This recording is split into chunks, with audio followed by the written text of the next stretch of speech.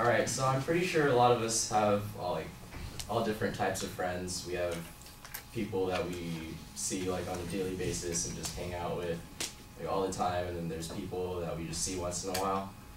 And so that leads to this quote. It's a German proverb that says, "Friendship is a plant we must often water." And what this quote reminds me of is three things mainly. One of them is that, or one of the three things that this quote tells me is that,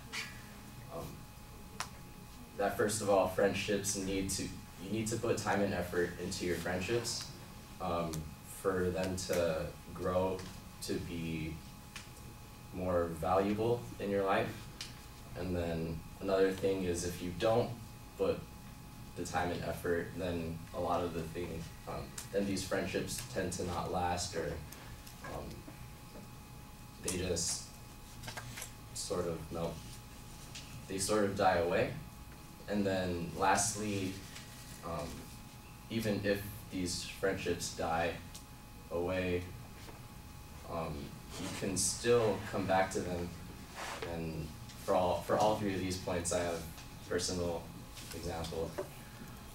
So for the first one, if when you water your friendships, or when you put time into them, it just becomes more valuable. Like right now, I'm friends with a lot of musicians. A lot of them look up to me. I look up to a lot of them. We're always hanging around. We jam together. We play together, and like just from being around each other, like sharing like what we love to do, like life becomes a lot more valuable. These friendships mean so much more than just saying, hi and having a conversation like once a week. And so leading to the next point, when you don't have these kind of friendships, or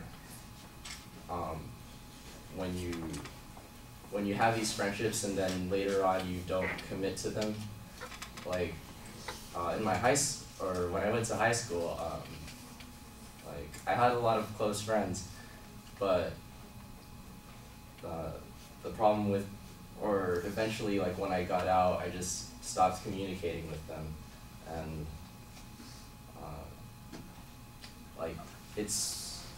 like I just got too busy, and it's sort of just, it hurts a little, and life feels just a little bit more empty, like without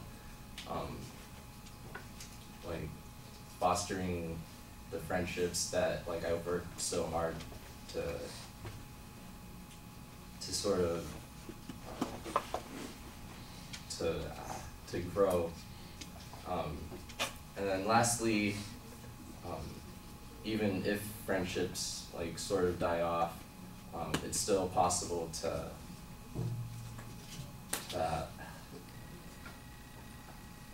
let these friendships grow again. Because two of my friends actually, they were my best friends in middle school, and then I actually, like all throughout high school, I stopped hanging out with them. And then like just randomly this year, like I just called them up, and then they were like, yeah, hang out with us, yo. And then so yeah, I just hang out with them, like I share everything with them, and like even though I haven't talked to them, like even though I haven't said a word to them in 4 years, like our friendship is still growing, and it just feels a lot better because of that. And so to recap, basically what I'm trying to say is that friendship needs time and effort to be able to grow and to become more meaningful in life. And even if some friendships may die, if you put the time and effort into it, your friends can come back into your life and still be meaningful.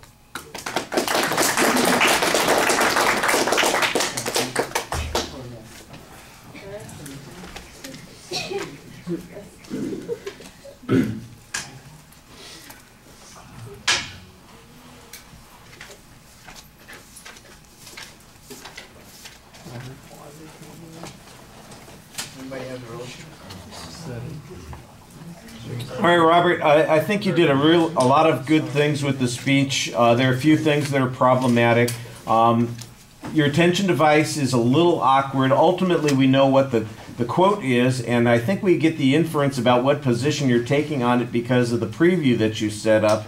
At the end of the speech, it's pretty clear that you're kind of agreeing with that point of view, but it needed to be a little sharper at the beginning. You had an excellent preview, though. I thought you developed most of your ideas pretty well with some good detail. Although I'm not quite sure what the effort is that is unique with the musicians that you're talking about. If you had some detail illustration of some way in which that you connected with these other folks, or they were important to you, or you were important to them, I think that would help. It seems kind of surfacey. I thought it was a little bit better on the last section when you were talking about your old school buddies from middle school. I thought that was a little bit clearer. Your voice projects pretty well. There's good variety there. The pacing is the one thing that's a little bit problematic. You get stuck and have a few hesitancies here and there. That seems to be where all of your anxiety comes out, almost all of it. There's about 5% of it that comes out with your playing with the topic.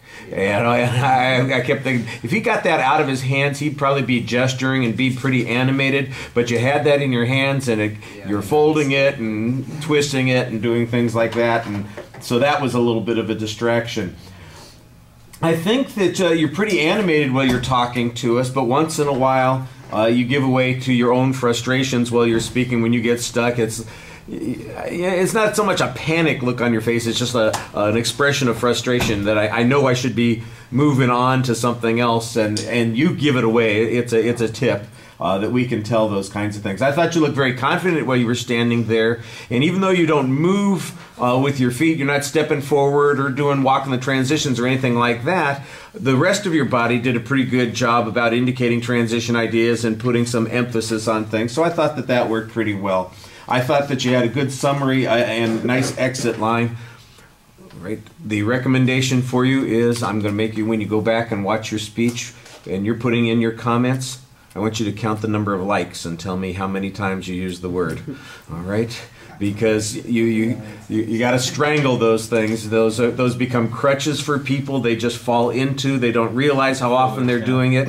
I want you to realize how often you're doing it. So that should be one of the things that you should do when you watch your videos. Count the number of likes in your speech. All right. Thank you.